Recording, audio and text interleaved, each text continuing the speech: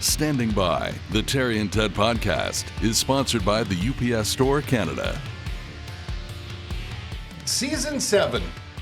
I mean, I'm exaggerating a little bit, I guess, Ted, because it's only 10 episodes a season, but hey, not bad. Well, we're hanging in there pretty good because back when we started the podcast, we were still using Roman numerals. Yes. It was season I. I loved IV. IV was special. It's Standing By, the new season with a very special guest. We're going to get right to it and start by thanking our indefatigable sponsor, David Drucker and the good people at the UPS Store Canada. They are, once again, our title sponsor for the new season. And we sent a note to David saying we're doing another season, and he said, yes. Yeah. That's all he said. Yeah, He's a great supporter, Yeah, isn't it really he? is. He said, as long as there's a Terry and Ted project, I'm there. The UPS Store Canada, you're familiar with it if you run a small business because the UPS stores across the country, and they're way over 380 locations now, they help entrepreneurs, and they're entrepreneurs. So you end up getting to know the person who runs the local UPS store. They can help you with everything from shipping to labels to my favorite, shredding documents. If you need to shred documents, they can set you up with a mailbox so you don't have to use your home address. They really are, and not just for businesses too, by the way. They can take care of things like sending Christmas presents across the country like you did this year, Ted. I did, yes. Yeah. Who Yeah. did I send a Christmas present Your mother. to? My mother, yeah. An empty that's cookie right. I sent tin. an empty cookie tin. So sweet. Where are the cookies? Yeah. Well, I thought they might be stale by the time they got there, but now you have a tin to put fresh cookies in, Mom. Merry Christmas. Find a location near you, the upsstore.ca. Very excited. Our first guest of the new season is the legendary Aislin. We know him I know him as Tear Number 1. You call me Tear Number 2, I think. When we Actually, it's the other way around. Is it the other way around? I signed mine Terry 2 when Terry I sent 2, it to Terry that's 1. right. Yeah. And you didn't send me any cookies this year. I'm really pissed off.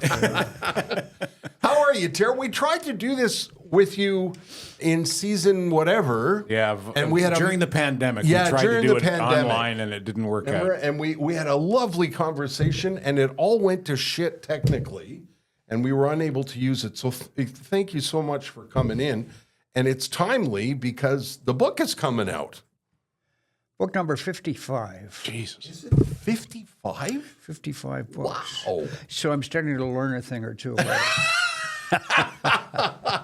Starting to get the hang of it? Yeah, like use UPS, Yeah. stuff like that. If you're, by the way, if you're watching on YouTube, Ted is holding up a copy of the book, which I just saw 10 minutes ago. It's absolutely beautiful. And if you're watching on YouTube, Terry's wearing his Montreal Expos uniform. Brad Wilkinson, they call him the last Expo. Is he the Number last? 48. Really? He hit the last home run for the team. Yeah. And he was the Expos Player of the Year in the last year, 2004, and he cried. Oh. Is that right? Kid from Kentucky. No He cried kidding. when he was bawling his eyes out there. So I always liked him after that. And he went on to play for the Nationals and is a good coach. But number 48, Brad. This is the real McCoy, this thing. You're That's the wearing it. real It's deal. Really, It's really. even signed on the Yeah, back, it's really. Were you always a massive baseball fan, Yes. Terry? Always. Before the Expos, even. Before the Expos, in the womb. Okay, do tell. My mother complained about me hitting fungos down there. Yeah, growing up, remember, people are surprised to find out I'm actually from Toronto initially, but when we were 10 years old, my dad decided, he's a writer, he decided Toronto was boring, even back then, and he wanted to move to Montreal and deal with characters and that sort of thing. And thank God he did, because I became an instant Montrealer. I lived just around the corner from the Forum, the old Forum. Wow. And there were street gangs roaming the alleys right downtown there, playing baseball in the summer, playing hockey in the winter at the Priest Farm, with all the 7 rinks up there. Yeah. And I just loved it. And I've loved it ever since. Despite, the interesting stuff keeps me busy, keeps me in work. So, yeah, right from the beginning. Didn't you live near John Little? He lived downstairs and I lived upstairs, the painter. I would go down and watch him paint. The Canadiana of this part of your story is just unbelievable. I mean, he is a legendary Painter of street scenes in Montreal. Yeah. He's also my godfather. Son of a gun. And I would go down and watch him paint, and he'd talk about Jackie Robinson and the old days at Lormier Down and all of that stuff. And he would show me magazines from New York, Sport Magazine. And there was a cartoonist by the name of Willard Mullins who worked for them. And I just fell in love with this guy. The cartoons he was drawing with baseball catching, and he knew it wasn't just, he knew how to draw a first baseman and how to snap the ball. Fell in love with this guy. This is my first cartoonist. My mother gave me an aptitude test because I was a little bit of a rascal. What was I going to do? And it came up either a photographer or a sports cartoonist. No kidding. Way back then. Wow. Not that I suddenly went in that direction. I became a juvenile delinquent for a little while. I wasn't very good at that. It's a rite of passage. Yeah, but then I went to Quebec City, studied there at École des Beaux-Arts, and came to Montreal. Had 2 kids at that point, and I said, well, I got to find some work. Walked into a magazine. They said, Montreal Expos are coming the Expos are coming to town, a baseball team. Could you do a cover for us, a drawing of Charles Bronfman with Jean Drapeau? We're paying $300. Wow. That got my interest. I went home and I said to my wife, we found it. We found the right thing to do. That was a big coin in those days, eh? It was huge. But they were, I think, a magazine called the Montrealer, I think they were subsidized, very much like the old New Yorker. Right. You know? Right. And so that got me started. So this would have been 1968, the year before the Expos got I here, came or 69, here from the actual year? Quebec City at 67, 68, wandering around the streets of Montreal with a portfolio. We did that back in those days. By the way, I just want to mention, if you don't know who John Little is, Google him. If you're a Montrealer, Google him. He's You're gonna, phenomenal. yeah, he's a Just great painter. Phenomenal. He's And still alive. yeah, still alive. 94 years old. Is he still working, Terry? Do you know? No, he's slowed down. Yeah. But he was the guy who first suggested I become a cartoonist. Did you pick anything up from watching him paint? Oh, yeah. I bet you did, eh? Because he was a failed cartoonist at heart. Is that right? He exaggerated, doing drawings all of the time. Yeah. Like a caricaturist? Yeah. No, you say cartoonist? more of a social cartoonist. People walking down the street saying stupid things. And when you look at one of his pieces, you're instantly transported to Montreal. It's like I'm a huge fan of his. And I dedicated the book to him. Oh, you did? I did. I just saw the book, so I didn't get a chance to look close I'll at show it. you later. There's a photo in there of Mary, my wife, showing John the first proofs of the book. Amazing. And so Did you go to opening day there? what? Which one? Oh, the Expos. In 69? In 69? I did. Were you at Jerry Park? Yes, I was there. Son of a gun. Wow. Out in Jonesville, you know. Of course. Left By the field swimming bleachers. pool? There. Yeah. And I have Well, no, Jonesville was left field. Oh, yeah, The that's swimming right. pool was Swimming right pool field. was right field. and I have a John Little painting in there of Jonesville. Yeah. And there's a bearded guy down in the corner. Yeah.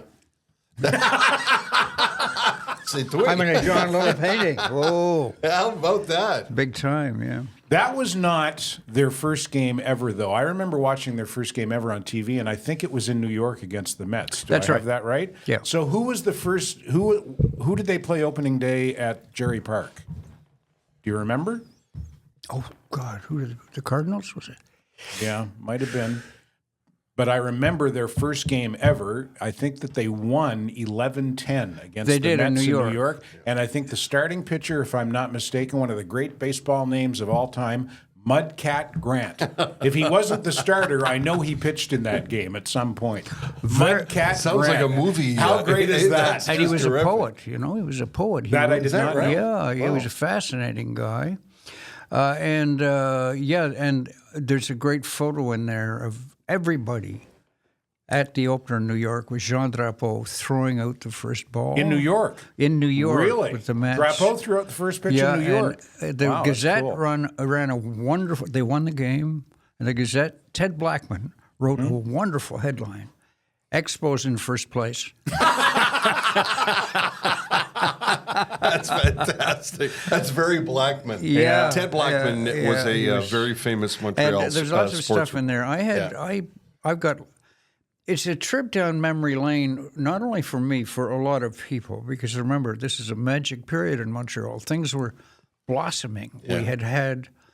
We had had so many things happen here. The World's Fair and so on. Jean Drapeau was on. The Metro had opened. All of that. It looked. We were headed into the major leagues with the Expos. We were a North American major league team. Yeah. It was a big deal, a Canadian team. It was huge. Huge, It was huge news. And it was like Drapeau was on a roll, eh? Metro and then Expo. Place des Arts, all kinds of things. Yeah. By the way, there are some unbelievable classic cartoons of the late mayor. Did you get along with him? Yeah. Yeah? And he had me to City Hall with my two young daughters, and he gave them grapefruit juice. It was what he did. He was trying that right? Yeah, he gave them glasses of grapefruit juice, and they thought this was a nice old guy. I mean, he's much younger than I am now, but you know, it's all relative. He was because I had done a devastating cartoon of him, and he phoned a friend of his and he said, "Have you seen that wicked cartoon in the Gazette?" And the guy who was Robert Lapalme, he looked at the cartoon. He said, "Yes, but look who's in the superior position, Jean, because it was Jean Drapeau in bed with René Lévesque." Right? And then there was a phone call to the Gazette warning the original when Jean Drapeau got it. So, of course. Yeah. Well, that was one of your most famous cartoons, and also the one about the Olympics was also. Yes. I still see them put that cartoon up on the news sometimes. You know, you see it on Yeah, CBC News World. They make reference. It's nice when you sit there in your underwear and you do the drawing, and suddenly it's iconic. You know, you think, wow, what? And the cartoon we're referring to is you drew him as because he famously said that the Olympics Can no more have a deficit than a man can have a baby. Right. And so I drew him on the phone calling Henry Morgenthaler, the abortionist. Yeah. And that's... This, I'm looking at the book and I'm telling you, if you're a baseball fan and even if you're a Montrealer, you're going to absolutely love this book. Montreal Expos, A Cartoonist's Love Affair. The foreword is by Charles Bronfman. One of the chapters is called Rusty and Company, Early Expos Reporters and Broadcasters. The Expos after Rusty. Dick Williams takes charge. The Gary Carter trade. Bronfman sells the Expos. Felipe's Baseball Academy. Jeffrey Loria. And Merci Mes Amis is how it ends. It's a history from start to finish. And it seems to me, although I haven't looked at it, I'm just looking at the chapters, Terry, it's infused with your love of not just the game, but of the Expos. Yes, of course. Yeah. Of course. And I mean, it was a whole thing that we lived through. So it's a bit of a history book, too. And I'm finding that a lot of women are enjoying the book because it describes the times. I meld that in, referendums, all of this stuff. And then the change of direction of Major League Baseball towards favoring Toronto after the 76. It kind of coincides with the path Montreal took. Exactly. Don't you think? It does. And that's quite deliberate. Yeah. It's not just another collection of photographs, glossy photographs of a bunch of ball players. And also some off-beat stuff. I mean, Bill Lee became one of my best friends. So there's stuff in there that nobody knows about. Like him at the Big O, the Olympic Stadium. Yeah. He stops the game, lights, there's a moth, and he cups it, and he walks it over the side and lets it go. And they go, Bill, they go crazy. They go crazy. Out in the parking lot after the game, we get into his van, and it's filled with mosquitoes, and he's whacking.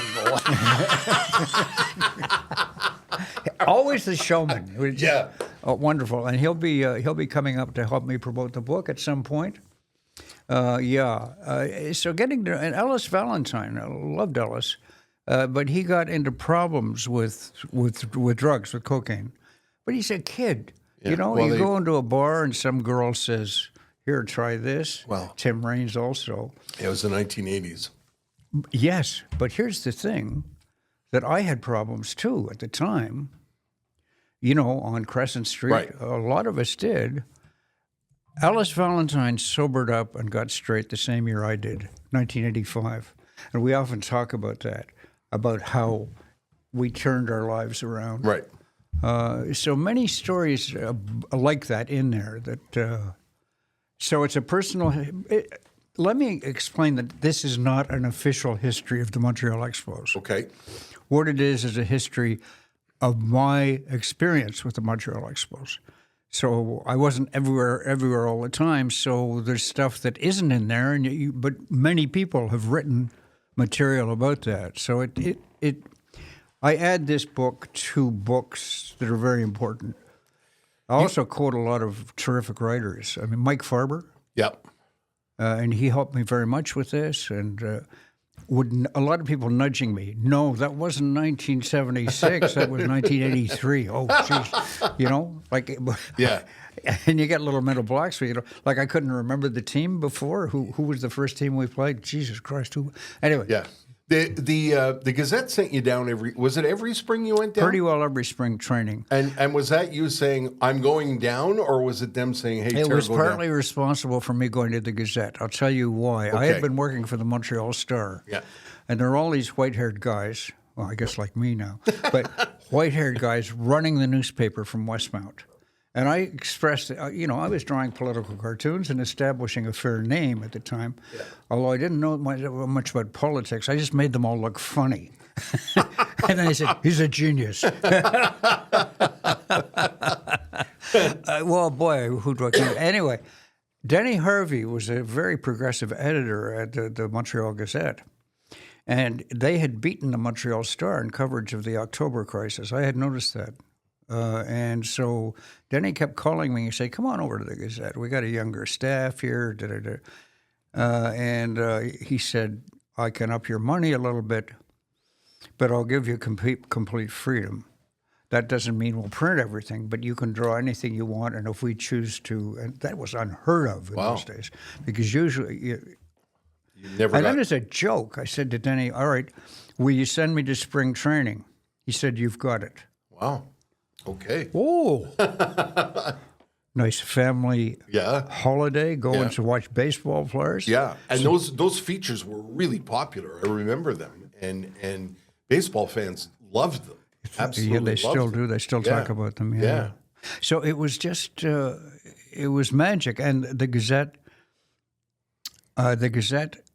did indeed improve, and they had a terrific Tim Burke, Brody Snyder, Ted Blackman, all of these terrific people were writing. Ian McDonald, not Ian, the other Ian. Anyway, so it was a fabulous place to be in the 70s.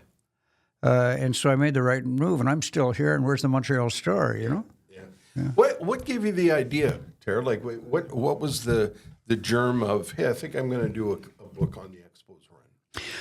I kind of had it in mind. Last 2 years ago, I did a book with Yvan Cornoyer on the Canada-Russia hockey series. Right. Sold out. Boom. Yeah. I think, wait a minute. Books on Jean Marchand don't sell out. You know?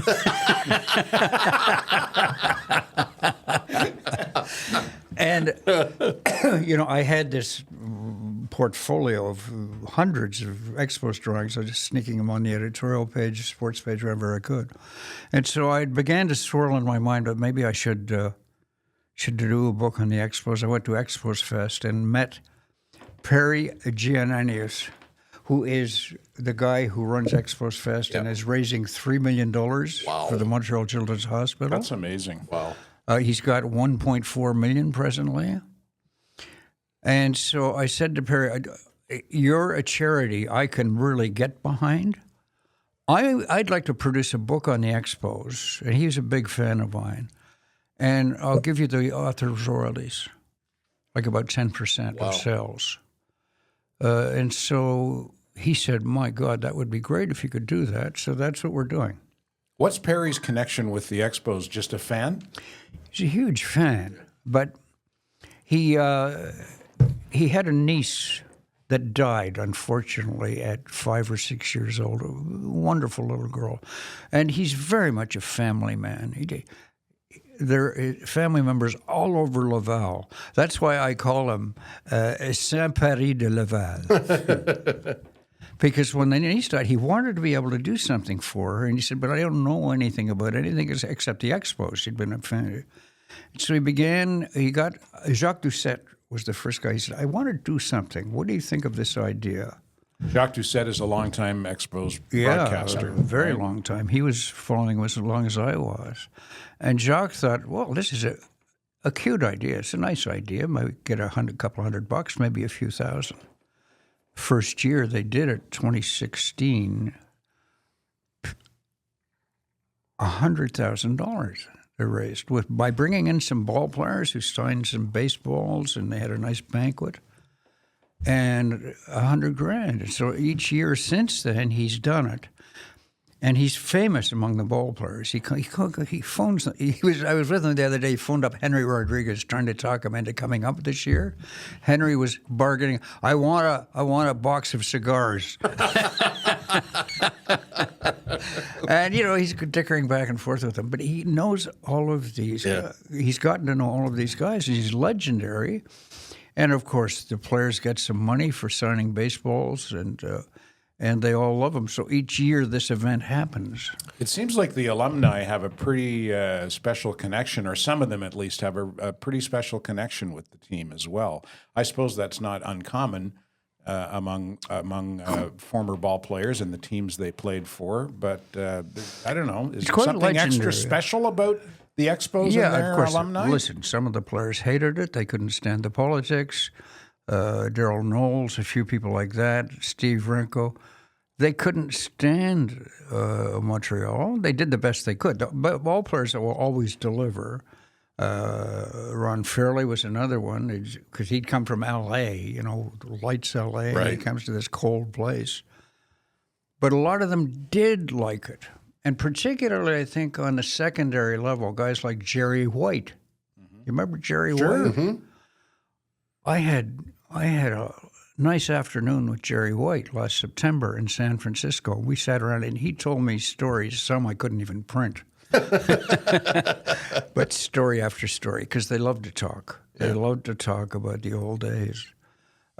So it has a special place in many people's hearts, and a lot of the ball players too. Bill Lee keeps coming back. Of course, Philippe Alou is married to a Montrealers, and what was announced? What was announced that Philippe was going to become the manager. The Journal de Montréal put the Montreal spin on it, was saying a Laval man is becoming the. That's as good as the Expos are in first place. Anyway, Ted, Journal. I know you're both going to enjoy the book. It's filled with tons of stuff. Look at this heartbreaking picture of Warren Cromartie. Oh my God! Isn't that something? That's a John Mahoney picture, I think. That is a John Mahoney. Is that like 1980 or 81? Well, it's Blue. It's got a nice Blue Monday. Blue Monday. It's Blue Monday. It is. Sitting in the deck. It's a heartbreaking black and white shot of Warren Cromartie. I'm telling you, Expos fans and Montrealers are going to go crazy for and this I must credit everybody. John Mahoney and Dave Sidaway, both still active with the Gazette, both terrific photographers. They were very helpful in giving me access to the older stuff. And also some of the baseball writers. Ron Roosh is going to come out to one of the openings of that sort of thing. So Ron Roosh made the call on Blue Monday. Yeah. He did. Yeah, he called that Rick Monday home run. We have to talk about another legendary Montrealer who also came back to sponsor the podcast once again, our good friend Sugar Sammy. I wonder if Sammy is was an Expos I don't fan. know. I know Sammy is a massive Terry Mosher fan because I was talking to him on the phone the other night, Terry, and he still gets a tingle when he said you invited him over to the house and gave him a pic of a cartoon, which he proudly displays in his house. He said, is there any There's more? a Sugar Sammy cartoon, Mosher cartoon? Yeah. Oh, Yeah. really? Oh, yeah. Interesting. Yeah. And he's saying something dubious. Well, that's what he Yes, does. yeah. Dubious but funny. Yeah. Dubious and hilarious, no doubt. But you know this, amongst funny men, there's a certain camaraderie that exists. Yes. Bowser and Blue loved the guy. He Yeah. loved them and used Yeah. to credit him. And then when I got in touch with him, his parents, or maybe it was his grandparents, loved me. Yeah. Well, no, Sammy and I were saying there is no bigger thrill for, he's much younger than I am, but for me, I remember when you did a cartoon of me, and it's hard to describe what it means if you're a Montrealer and you choose to do a cartoon. You kind of get launched into this echelon of these, famous Montrealers. You're in the pantheon. Yeah, it's kind of like you sort of knighted me. You know what I mean? Like you Yeah, I become suppose. you end up in this really really special company. And Sammy said that's how he felt, and that's how his parents felt, because. I get phone calls from assistants to cabinet ministers saying, "Are you going to you think about putting my boss in a cartoon?" And I say, "Well, sure. Have him do something silly." Yeah, get him to do something stupid. Listen, Sugar Sammy is going out again, and he is, going out. He stays out. I talked to him the other day. He was in Miami. He's doing a tour through the U.S. right now. But he is going to continue. You're going to rear deux. And as he said to me in an email he sent me, he said, go see what all the outrage is all about. He said, I've been offending Quebec media, politicians, and entertainers with this new show, and nobody is spared. And that's very true. Ted and I went to see it last fall, and it was... it was just so... We sat beside Jean-François Lisée, as I recall. I think he laughed. Yeah, he laughed too. Yeah.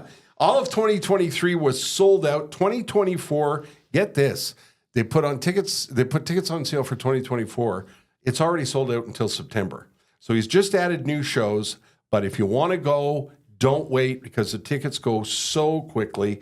And all you have to do is watch Sugar Sammy on social media, Instagram, Facebook, Twitter. He posts these clips from these clubs in the United States, and it's absolutely terrific. If you want more information, sugarsammy.com. Sugar Sammy, you're going to rear deux. Like he says, go see what all the outrage is about. It's one of the funniest people on the planet. Terry, If he sticks around long enough, eventually he'll be like me, and it will be, you're going to rear tres. yeah, or XIII. Yeah. He's a wonderful guy. And Yeah, that's the other thing. He's proves one of the nicest men. He proves that Quebecers are finally able to laugh at themselves. Yeah. Usually it used to be Quebecers poked fun at the other guys. Yeah.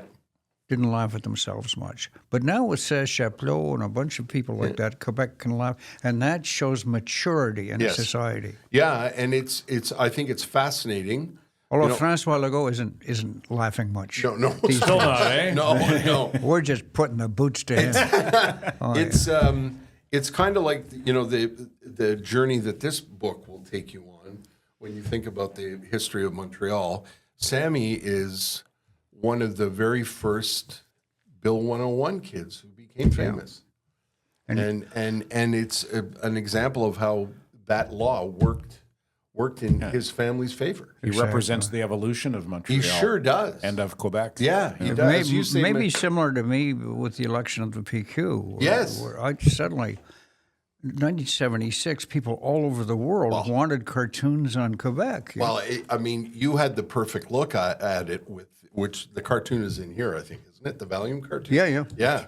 I mean, that's another legendary cartoon, because you seem like the only English guy in the province who wasn't freaking out. Well, let me put it this way. All these Anglos were leaving. I tripled my income. Well, I'm staying. You always said that to me, Terry, when I said, why, because you had opportunities to leave, and you said to me, what are you, nuts? For a political cartoonist, where else would I want to be? Yeah. I just want to take a quick detour and ask you about your feelings about Mr. Mulroney's passing. I was thinking about you watching the funeral. Well, we had a great opportunity to reconnect a couple of years ago. He came out to the book launch. You were there. I was there that night. The book launch of the Yvan Conroy and I had done, and Yvan Conroy loves him, and we actually shook hands and then hugged, and then he had seen the photograph of Jean Chrétien strangling me, much like the Shawinigan handshake. Right. He said, "Terry, that looked like fun." I said, "Well, apparently," he said, "May I?" And he did. Did you get a picture? Oh, we got a picture. Fantastic. Yeah, we got a picture. So, and that's sort of because we should explain to your listeners. Yeah. I was very tough on him, Sure. but I was a liberal lefty. I couldn't stand the idea of free trade, and I went at him in GST. He was right about the GST. I was wrong because it saved us some bankruptcy. But I was really tough. Yeah. And the fact that he was a Montrealer too, I knew him a little better than other people, his quirks and his mannerisms and so on. And, you know, he told a friend of mine, I would wake up some mornings and spew my cereal when I see an Aislin cartoon. But his brother was one of my best friends, who I warned Gary. I said, Gary, if he becomes prime minister, you know, he said, "Oh, we're tough. We can take it." Well, his brother couldn't. Oh, his brother couldn't. But Brian, let me put it this way: Brian always took it on that massive chin of his. And so it was nice to get together with him, and so on. And then we started exchanging notes and so on. So I first drank with him in 1966 in Quebec City in a tavern. He was a lawyer? So I knew him long before he was. No, he was a student at Laval. Oh, he was a student. Okay. So it was nice to reestablish. I mean, the politics are the politics, but you know, friendship is. So I did a very nice farewell friend cartoon in the Gazette. Yeah, you sure did. On him and some other stuff, but then brought up the memories of this, that, and the other too. So well, we're Montrealers at heart. Yeah, Terry. and I. So get your ass home. Yeah. Yes, sir. I actually posted this on Twitter the other day. I found a clip on YouTube of Mr. Mulroney's first day in the House of Commons, where he was welcomed by the I watched that then current Prime Minister, Mr. Trudeau, and it was such a clever and like they were taking pot shots at each other, but it was elegant. It was good natured, and it was good natured. Yeah. It was eloquent, and it made me long for those days of politics. And Mr. Mulroney was the guy that made me realize you got to try even and I wish we were back in that era. He was a nice man. Mm-hmm. Didn't agree with him politically all the time. But when you stood across from him or sat across from him, his heart was in the right place. Yeah, and just he believed his mouth wasn't. Yeah, because he would just spurt stuff out and get him in trouble. Yeah, so another famous cartoon, I drew him with a Band-Aid on his mouth. Like, just keep quiet, Brian. He was so eloquent that night at your book launch, and correct me if I'm wrong, but I think it's off the cuff. Wasn't it? I think you asked him on the spur of the moment to speak. Yeah. Have I got that right? He wasn't expected to say anything. Terry asked him, "Can you say if he was?" And he was it was terrific. interesting. It was interesting seeing all my lefty friends in the audience melting. Yeah. Well, all you have to do is go on YouTube and watch one of his two eulogies for two different American presidents. And I never felt the only foreign statesman never to felt eulogize more two different American to presidents. be a Canadian watching him speak. Yeah. And my favorite cartoon. Do you know if he has it? The one with the bra. Did he get that cartoon? Miller didn't want it. Okay. Okay. It was even before he was prime minister, and he was campaigning clearly. And they're getting Joe Clark out of the way, and he's wandering the country. And so I drew him because somebody said, well, "What are the cartoonists? What do you think of them?" He said, "Oh, I love what they do with my chin." So I thought, okay, Brian. Showing off your chin, are you? All right. So I put his chin in a brassiere.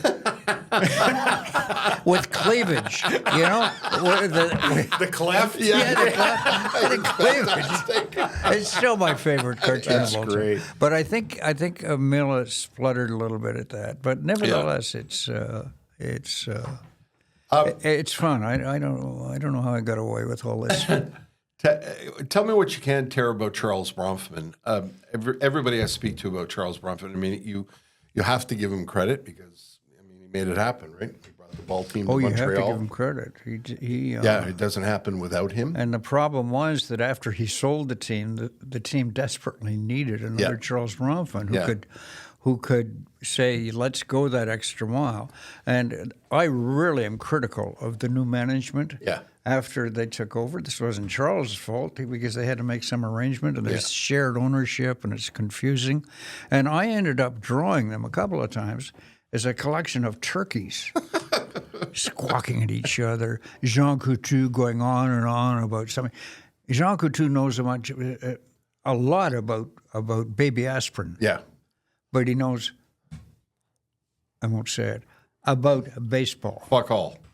Yeah. Yeah. Fuck all about it. The forward is by Charles Bronfman. Okay, It is. I don't want you to put words in his mouth, Tara, but does he reflect back on it fondly?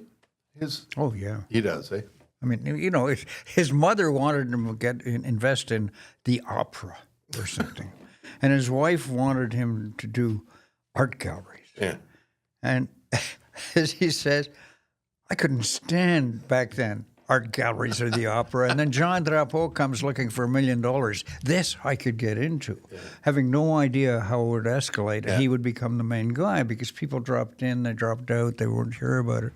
Again, it's hard to find people with a real good attitude about the city itself. And he loves Montreal, like me, but 10 years earlier, he had gone off to the Laurentier Downs and watched the Montreal Royals and loved Rocky Nelson, just as I did. And so he came to this thing honestly, and he was very enthusiastic. But there's also a description in there of how he realized it was turning too much of a business. It wasn't much fun anymore. It was the signing of the Gary Carter contract for $2.5 million or whatever it was. Not much now. No, but back then it pulled him into a reality where he said, "Wait a minute, this is getting out of hand. It's supposed to be fun." And his mind began to change about being involved with the team, and then other huge contracts coming along. So he just decided, well, it's time for somebody else to take over. What's your opinion or take on? By the way, may I say? Yeah, He's still a fun guy. he is. Eh? And he will send me a note saying, I didn't like that cartoon, particularly on Israel. I was thinking about this last night. And Ted, you're such a massive baseball fan too. Maybe you can explain it to me. There's something about the Expos, and I'm wondering was it the city that infused the history and the legend of the team, the Nos Amours, and when you talk to people who had season tickets, they're looking for ways to get baseball back here. There seems to be such a, it's almost like Expos fans are like Brooklyn Dodger fans. Yeah, I just don't know if there are enough of them to support the return of a team. And what I'd like to ask Terry is, the book's called Aislin's Montreal Expos, a Cartoonist's Love Affair, and it's a love affair with a sad and tragic ending.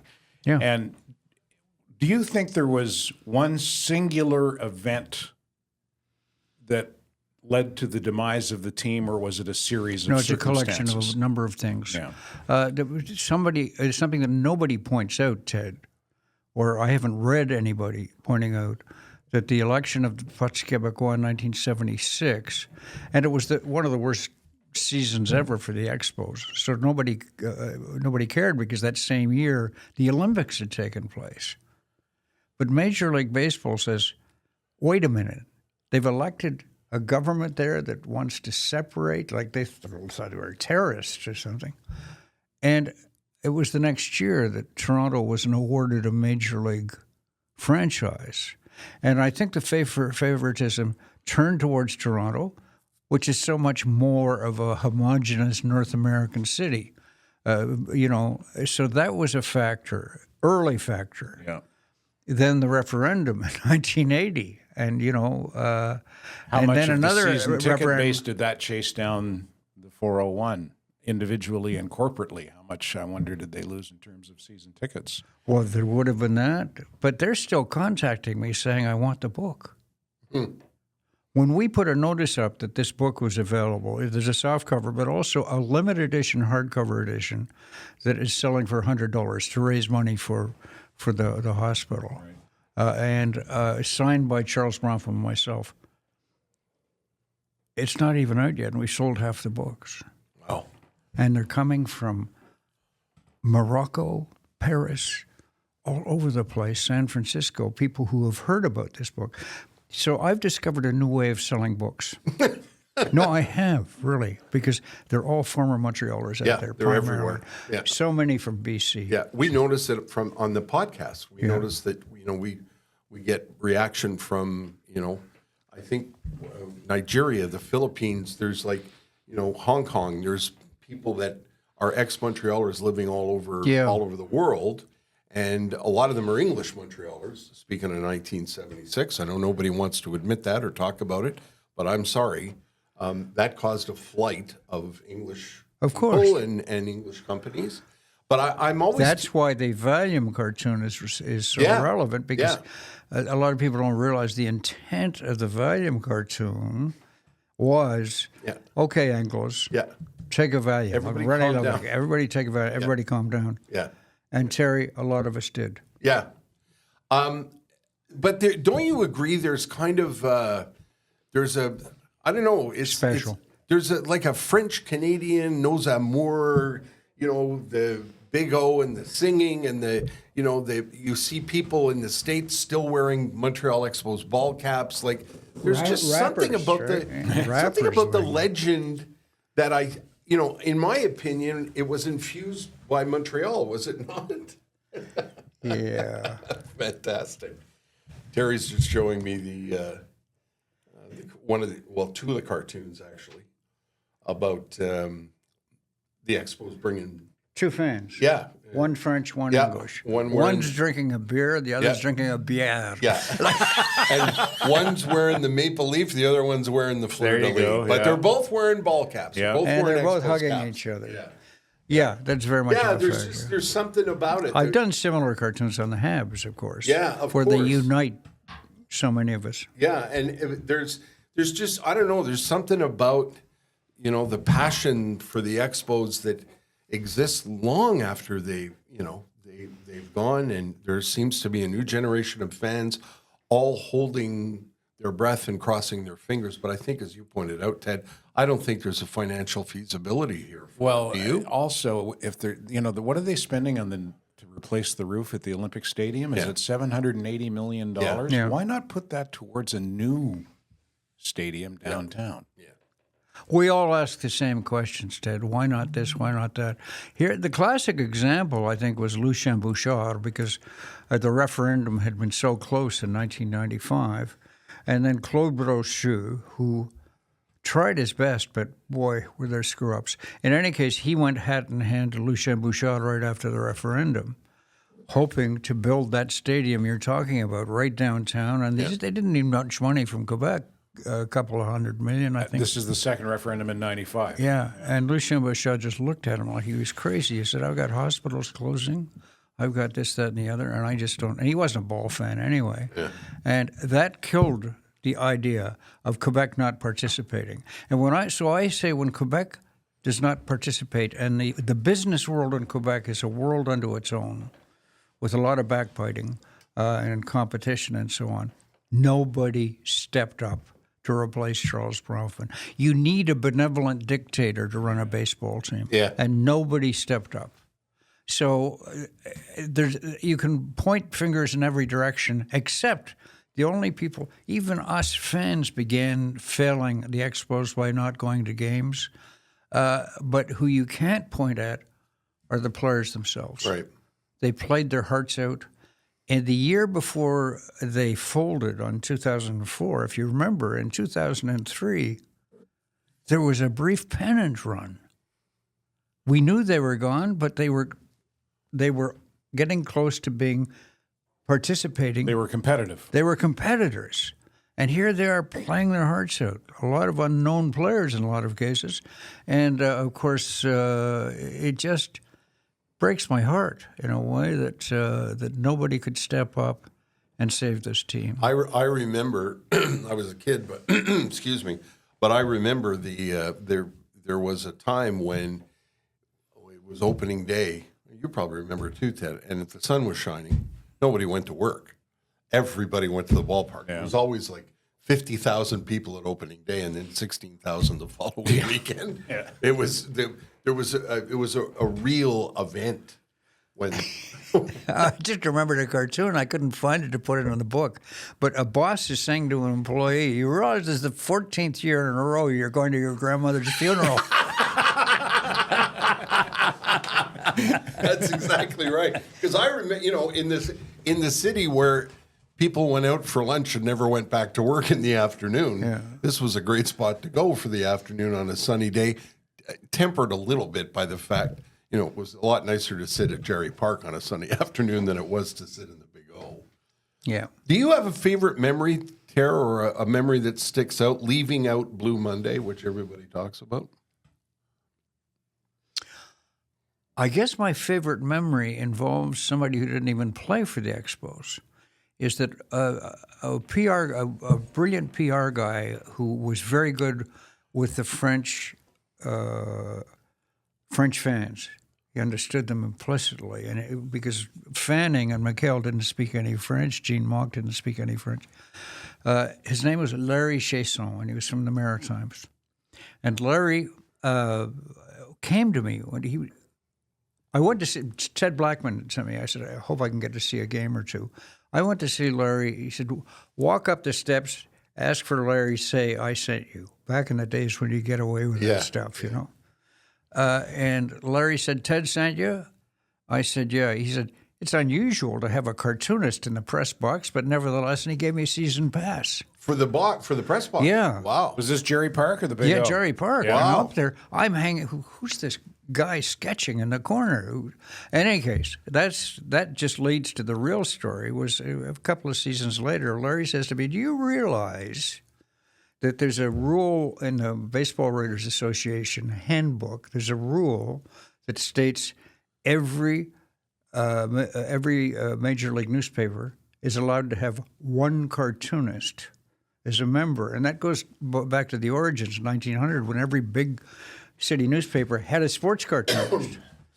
I said, no. And he said, apply, and within 10 years, if you stay a member for 10 years, you can vote for the Hall of Fame. Wow. Oh. Shit. So I applied, and they accepted me. Huh. So in 1981 when they accepted me. 1991, I first voted Wow. for the Hall of Fame. That must have been exciting. Eh? This is what's exciting. Probably still exciting. Yeah. Still exciting. What's exciting is that Fergie Jenkins, the great Canadian, got in that year by one vote. My vote. It's true. Yeah, He got in by one vote. No kidding. So that's my biggest thrill. How do you feel about Pete Rose? I as a think Hall of Fame eventually, somebody said there should be a special category for screw-ups in the Baseball Hall of Fame. That makes sense because Ty Cobb, shot people. Yeah. He was a horrible human being. Yeah. Hank Wilson was a terrible drunk. So maybe with an asterisk and put a bottle beside it or something, because he has to be in the Hall of Fame. Yeah. Especially now. I mean, gambling is a business partner. Oh, my God. With Major League I hate to Baseball say and it, but every other there's sport. a cartoon in there about people wandering into a baseball park saying, It's just terrible about Pete Rose. And meanwhile, there's an ad for Yeah. a dog track gambling. Yeah, I don't know the Shohei Ohtani story, but he's been caught up in a gambling that's a dandy, that one. in a gambling scandal as well. And meanwhile, Pete Rose, the most prolific hitter in baseball history, just in Charlie pure Hustle. numerical terms, and just like a guy who loved the game and played the game harder than anybody ever, And knew the game. knew the game. Yeah. You know, he's not Einstein, but he knows baseball. Yeah. There's a cartoon in the book I want to ask Terry about that the Gazette chose not to print. And I'll ask him about that after we thank our good friends at the Merson's, Ted, whom we're going to go see. I'm excited about this because I'm only in town for the week for now. And I haven't seen the Mersons in a while. So do they know we're coming, or are we doing a pop-over? Yes, I'm taking it. I'm taking a chance. We're recording this the first week of April. I'm taking a chance and getting my summer tires on. Okay. In the first week of April, which is always a roll of the dice in Montreal. It is. And as I have been doing for the last, 25 years, I'm doing it at Merson Automotive. We go back generations. With the Mersons. We sure we do. go back to the Mark and Bonnie Merson days. Kara Merson and her husband Celso run the joint now. And I wouldn't go anywhere else to have my car serviced and have my tires replaced and stored. And I wouldn't go anywhere else because I know I can trust them. Yep. And that's why generations of customers have been coming back to the Mersons forever and a day, because they will not sell you anything you don't need. They will not perform service on your car that is not required.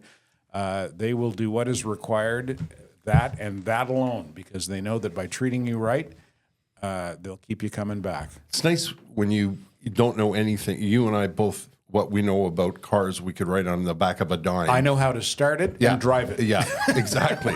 and even then. It's nice to go to take your car and leave there with confidence. Yeah. Like you know that you're going to be treated well. The Mersons are on Saint Jacques, just past Cavendish. And, of course, you can find them online. And you can also old-fashioned call them, too, by the way. That's right. They'll answer the phone. Yes. Say hi to Val. Yeah. Mention my name. Get a free blank stare, as Andrew Carter likes to say. And I'm really thrilled that the folks at Accutech Electric, another family-run business, who took a flyer on us last season, sent us a note and said, hey, would you guys take us on as a sponsor again? And, I said, we know even less about electricity than we do about cars. Uh-oh. Accutech Electric is a family-run business that they do everything. When it comes to, first of all, when it comes to electricity, you shouldn't be fooling around. No. For starters. You might want to get a professional. Right. Yeah, you don't want as to say, opposed to stick a fork in the outlet to see if it's working properly. I think I can do that. No, you can't. You can't. You should call the folks at Accutech Electric. And by the way, they don't just do residential stuff. They can also do commercial stuff. They can design electrical layouts for new builds. They can, if you're building a house and you're looking for somebody to lay it out electrically, they can do that. And again, it's a family-run business that has the kind of values that we really relate to. You know, the way they treat their employees, the way they treat their customers, the way they do business, their values, their morals. We love them a lot. And we were thrilled when Trish sent me a note and said, yeah, the gang here, you know, we would love to be a partner with you again this year. So if you are building, if you have electrical work that needs doing, and, you know, if you're renovating and you're looking for somebody to do it, Accutech Electric. You can find them online. It's ACUTECH, Accutech .ca. I'm pretty sure I got it. I didn't bring my notes. Accutech Montreal. There you because go. I think there's a company in Calgary that has the same name. Yeah. You want the Montreal ones. Yeah. So thanks to both the Mersons and Accutech again. Ter, this cartoon, I won't do it justice if you're just listening to the podcast and driving the car, but there's a couple in bed, and over the bed is a giant Expos logo, and the caption is, "Oops, I thought you were Bill Lee."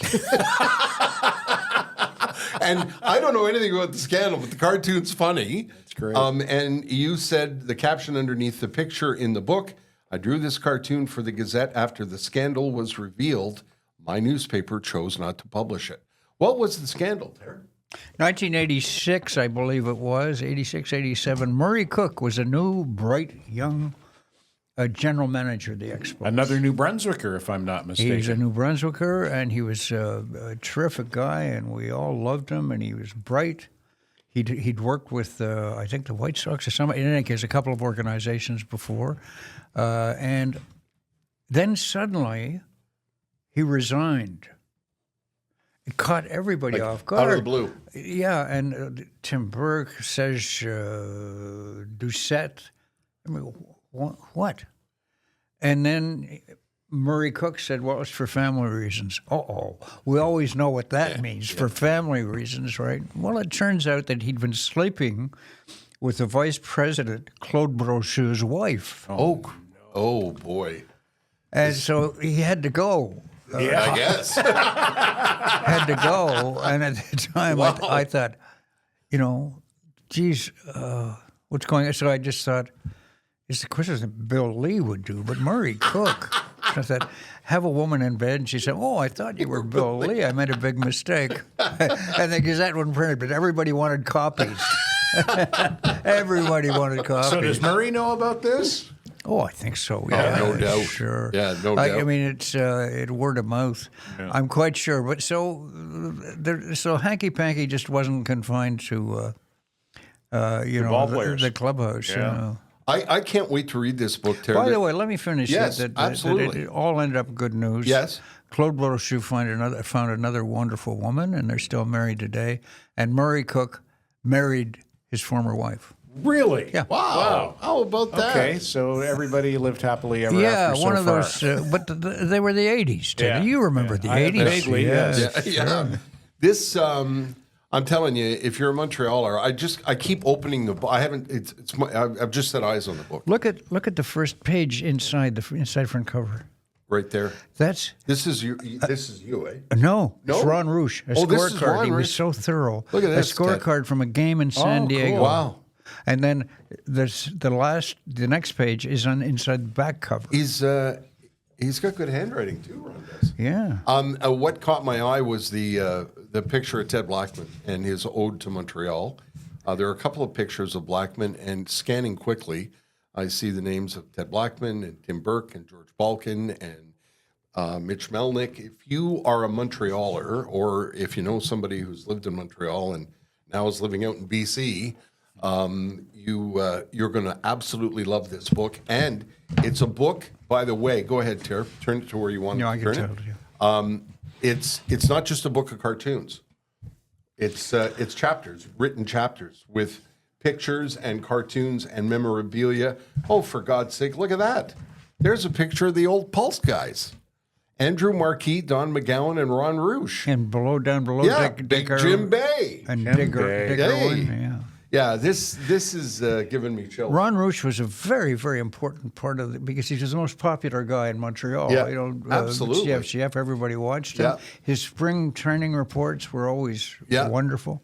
And get a load of the burns on these guys, eh? The sideburns on the pulse desk. back Sideburns. And the Dorian suits. Yeah.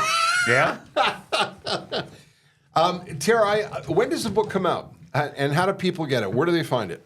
It's sort of the official launch is at Expos Fest. Okay. But that's all sold out. That's on April the 19th. Okay. So it's seeping its way into bookstores now. You can find signed books here, there, and everywhere in Montreal These bookstores. bookstores are going to be clamoring for this because this is the kind of thing where somebody gets it and tells somebody else, and then they want it, and et cetera, don't you think? Yeah.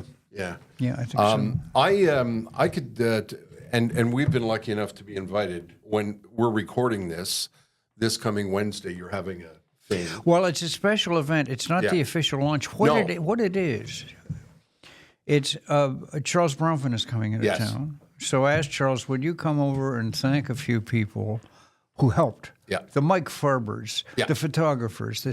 He said, sure. And it turned into people finding about it. And so at the wonderful historic Atwater Library, and by the time it will have passed, Charles is going to come and thank all these people. And I can say it now with a surprise guest, Yuppie. Oh, good. Fantastic. And all kinds of things like that. It's just to thank, because I must mention again Yes. that all of the people who contributed this, the Gazette, the McCord Museum, wonderful photo archives, St. Perry of Laval, so many people, when they discovered that I was giving my author royalties to the Montreal Children's Hospital, they said, well, you can use me for nothing too. Oh, So it's a thank you to them, because I couldn't have done it without them. what a kick too, Terry, to, at this point in the game for you to be doing something that you're so passionate about. And Yeah, I would imagine you had a ball doing this. I'm didn't you? supposed to be in a rocking chair complaining about kids. Yelling at people to get off your lawn. With my dog. But anyway, it's. I just like to disappear into these things. Yeah. It's wonderful, and I really got a taste for it when I researched the Canada-Russia hockey series, which I went to in my last book, and so it's a real kick. 400 days it took me. Wow. How about that? I could talk to you all day. Actually, maybe we'll have you back because there's all kinds of other stuff I wanted to talk to you about, but we're running out of racetrack, and it's Sunday. And, there's UP there. Doesn't say much, eh? With Celine Dion. With Celine Dion. A very young Celine Dion. Yeah. This book is a must. It's an absolute must. It's called Aislin's Montreal Expos, a cartoonist's love affair by Terry Mosher with a foreword by Charles Bronfman, and more memorabilia and memories than you can shake a stick at. And just a beautiful package, beautifully put Thanks together. very much. It's $50, by the way. Yeah, that's okay. That And- seems a little steep, but No. remember, the money's going to Consider the the hospital. cost. Yeah, and tip of the cap to Mary, too, because I see her name's in here. Couldn't do it without Mary. Ted, Terry, all the best. keep in touch. Do keep in touch. Oh, yep. Oh, do you want to do the tweet sheet? Do we have time? Oh, do we have time for the tweet sheet? Just for fun, yeah. Okay, Terry all right. will enjoy this. All right. Explain to Terry It's what a we do. staple. You have to Yeah, do. okay. Yeah. all Back right. in the day when I before I got fired, I used to do something on my radio program called the Tweet Sheet, where I'd pick 3 funny tweets from Twitter that I liked, and I'd use them on my show. And I'd always find tweets that I couldn't use on the radio because they were too salty, so I saved them for the podcast. So I have 3 here that I curated with you in mind. I thought you might enjoy these. You might get a kick out of it. They'll pop up on the screen here. Before you read, hold on. Yep. Hold Our on. producer Good to go? Yeah. is good to getting it go. up there on the Okay. screen. This, Okay, this here we one, go. Terry, is an example from @BobTheSuit. Women's wine flavors: barefoot bubbly, pretty prosecco, really rosé. Men's whiskey flavors: Old Crow, Whistle Pig, fuck you.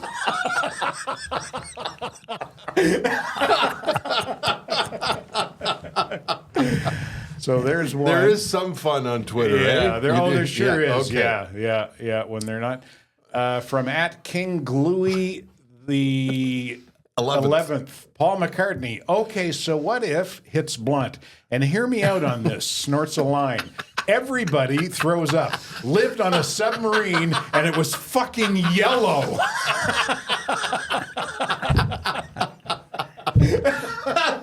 That's like a conversation from Grumpy's back in the 1980s, isn't it? 2.5K views. That's pretty good, yeah. And one more from @BobJanky. I think it's cool when someone's name also kind of describes how they look, like Merle Haggard or my friend Jimmy Fuckface.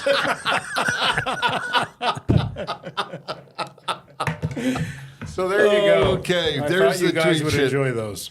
The tweet sheet. The tweet sheet. Our thanks to Terry Mosher. Thanks, Terry. It was awfully good of Wonderful you to to come see in. you guys sitting here together we'll having do this fun. again. It's just wonderful. Yeah, Yeah. thank you. We'll do this again. Again, September 20th is the anniversary of the last game. Okay. Played. 20th anniversary of the last game. And we're Okay. having a big get-together at Victoria Hall on a Sunday afternoon. Are we invited? Why don't you come along? Okay, I'm in. We'll mark that down. I'm in. Talk to Yep. Charles. I will. Our thanks to our producer Poseidon. Thank you, Poseidon. No, es un problema. Okay, season 7 of the Standing By podcast. Thanks for listening. Standing by, the Terry and Ted podcast has been brought to you by the UPS Store Canada. The UPS Store near you is locally owned and operated by a member of your small business community.